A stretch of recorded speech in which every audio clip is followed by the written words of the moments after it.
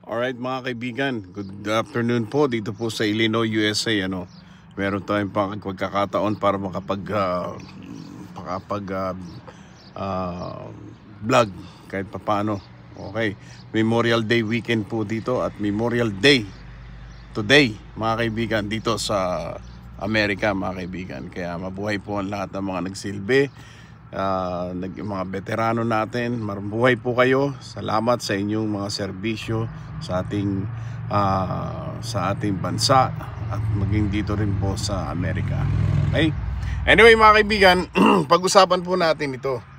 Pag-usapan po natin itong kay Tatay Digong na hindi po pinayagan ni Remulla na makapagsilbi si Tatay Digong as alkalde ng Davao, mayor ng Davao. Gawa po kasi po ng si Tatay Digong, alam naman po natin lahat na siya po ay nakakulong ngayon, na pinakulong po ni Marcos at kinidnap nila, dinala dyan sa Hague. Kaya ngayon po hindi po makakapagsilbi. Habang hindi raw po nakakapagsilbi, ang pagkakasabi po ni Remulla ay ito yung batang Remulla ng DILG, hindi niya po pinayagan si Tatay Digong na maging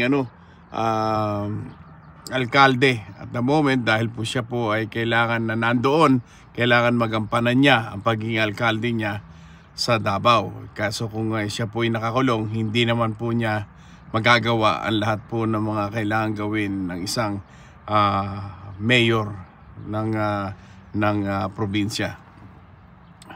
Anyway mga kaibigan, dahil nga po ganyan po at hindi inayunan si Tatay Digong, pero panunumpain pa rin po, bibigyan po siya ng pagkakataon na manumpa at nakikipag-coordinate na rin po ang Pilipinas dyan po sa Netherlands para kung paano ang gagawin para makapanumpa, dahil po si Tatay Digong ay halal ng napakarami pong tao. Kaya siya po ay official na mayor. Kaya lang po hindi lang makaupo dahil po dito sa mga pangyayaring ginawa ni Marcos dito sa ating Tatay Digong. Pero ganun pa man, ang tatayong mayor for the meantime is yung vice mayor. Yan po ay dun sa katauhan po ni Baste. So for the meantime, na habang si Tatay Digong ay nakakulong pa, hopefully paglabas niya ay makabalik na at maging mayor ulit siya ng Davao. At the moment mga kaibigan, si Baste ang siyang ang tatayong mayor ng Davao. At ewan ko kung may pinag-iisipan sino naman kung hindi naman po pinalitan hindi naman po pinalitan. Wala pong usaping pinalitan kaagad si Tatay Digong na hindi na makakaupo. So ibig sabihin yung ating pag-asa ay nandyan pa rin. The hope is still high na may pag-asang makauwi na si Tatay Digong. Pag uwi ni Tatay Digong, may pag-asa po talaga na siya po'y pwedeng makaupo na maging mayor pa rin.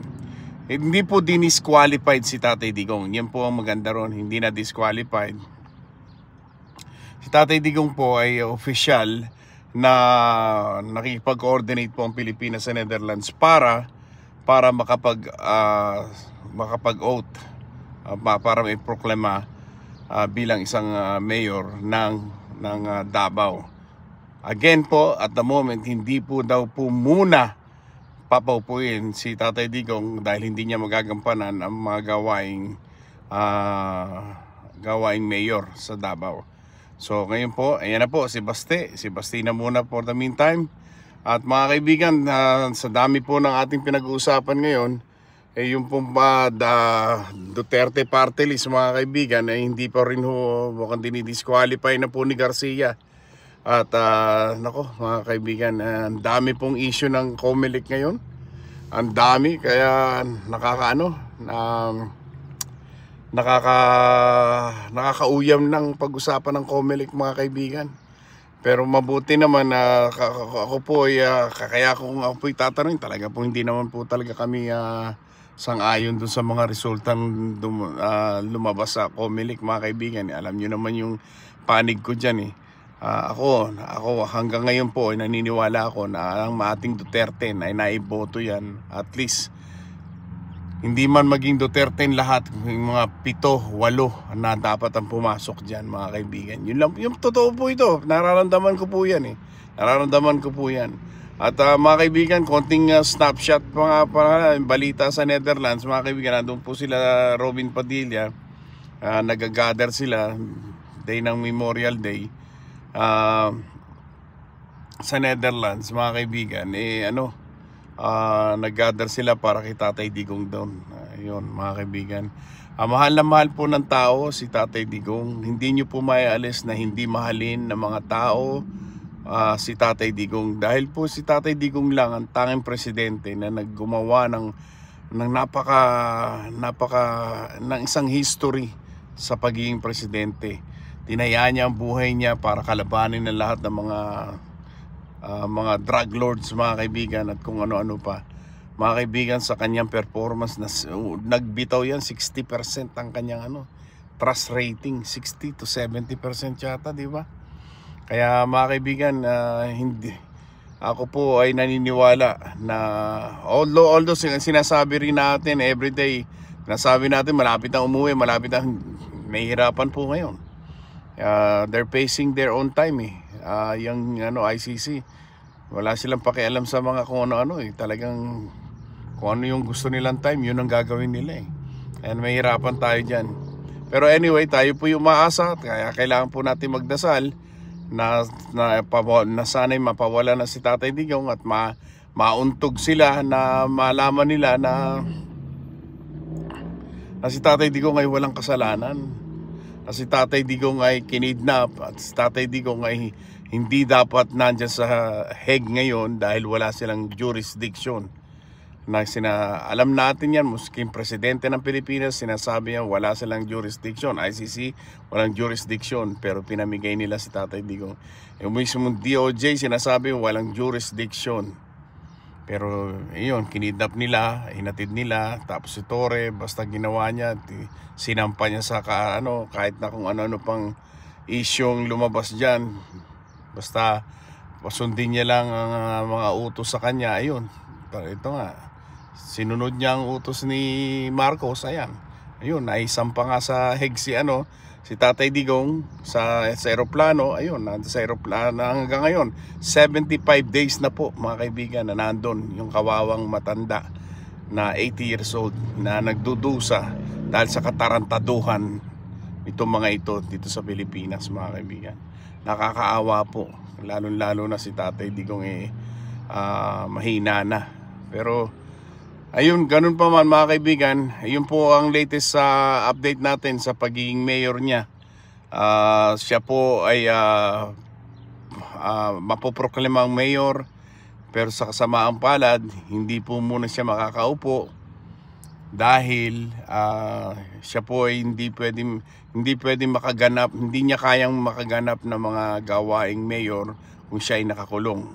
Kung kaya naman si Baste ngayon ang siyang nandyan ngayon, siya po ang papalit muna, siya hahalili muna kay Mayor Tatay Digong. Ayan. So ayan muna, mga kaibigan, huwag po natin kalilimutan na sobrang sakit po ang ginawa nila sa mga Duterte at ginawa nila sa atin lahat. Pero ako po naniniwala na merong mga karma yan. Babalik at babalik yan. Kita nyo naman nangyayari sa kanila ngayon. Hindi na magkanda-ugaga, hindi na nila alam kung anong gagawin nila, lalo na sa administrasyon, yung mga diskarteng palpak nila. At mga kaibigan, yung mga nahalal pong mga senador, mga kaibigan, nakikita nyo naman, puro hindi po maka-administrasyon. Kahit na sila tumakbo sa under administration, parang hindi po ang tunog ng kanilang pananalita, hindi sila naniniwala sa administrasyon. Pero ganun pa man, mga kaibigan, yan po ang latest update natin ng Real Talk Chicago. Sana po ay maging maayos po ang ating bansang Pilipinas, mga kaibigan, kasi sawan-sawa na tayo sa sa mga kaguluhan, saka na walang nagagawa, mga kaibigan, walang accomplishment. Kung may accomplishment man, hindi po kapuna-puna ang nagagawa, mga kaibigan. Hindi katulad nung pag-upo ni Tatay Digong ng first 3 years niya, men. Talaga pong bumagyo. Sumipa ka agad, nalaman na merong Tatay Digong na nakaupo. Totoo po yan, mga kaibigan, wala pong biro yan. Kaya itong mga katarantaduhan ng mga vloggers, yung mga administration vloggers, yan po ay mga kulang. May sipon ng utak niya mga yan. Kaya pasensyahan tayo. Talagang siguro kailangan nila talaga ang kaperahan, kaya ganyan sila. Pero ang kasinungalingan nila, mga kaibigan, pag naririnig ko silang nagbablog, mga kaibigan, nakakatakot. Sana po huwag kayong makarma, no? Huwag kayong makarma at mangyari sa inyong mga pamilya yung mga yan. At sana hindi bumalik sa inyo ng masama yung mga pinaggagawa nyong kasinungalingan, lalo na sa matandang Duterte namin. Anyway, mga kaibigan, ito po sa Real Talk Chicago. Ingat-ingat lang po tayo, maging mapagmatsyag po tayo. Mahalaga po ay nakaposisyon po tayo para sa impeachment na walang katalo-talo. Kahit anong palabasin nila dyan, sila Tito Soto, Ping Lacson, lahat po parang ayaw na nga nila. Ni Jinggoy, JB, ayaw na nila talaga. Ayaw na nila. Wala namang mangyayari, nagsasayang lang ng oras. Maski si Erwin, si Erwin ba yun? Si Erwin Tulfo, ayaw na rin eh.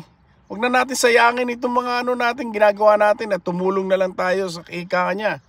Ang dami na po, hindi nyo pa naririnig sila Amy Marcos at sila at Camille Villar dyan, sila Marcoleta. Anong gagawin nyo? Poste lang dyan sa Senado. Kahit matuloy yan, talagang itutuloy daw, sabi ni BP Sara, talagang wala tayong magagawa dyan. Pero gusto niya talagang isampal sa pagmumukha nila itong mga katarantaduhang ginawa nila sa kanya. Pero ako ayon dyan. Ayon ako kay agree ako dyan kay BP Sara. Talaga pong kailangan niya isampal sa mukha nitong mga tarantadong itong mga walang yang politiko na ito. At sana'y magising sila sa karma na aabutin nila pagdating ng araw, di ba? Pagdating ng panahon na si BP Sara ay maupo, aray, di ba? Yun lang, mga kaibigan. Maraming salamat po at magla-live po tayo bukas. Abangan nyo po bukas ng maaga, 8:30 in the morning po. Magla-live tayo bukas sa Real Talk Chicago. Kaibigan, ingat po lagi. Sabi po sa Bible, you shall know the truth and the truth will set us all free.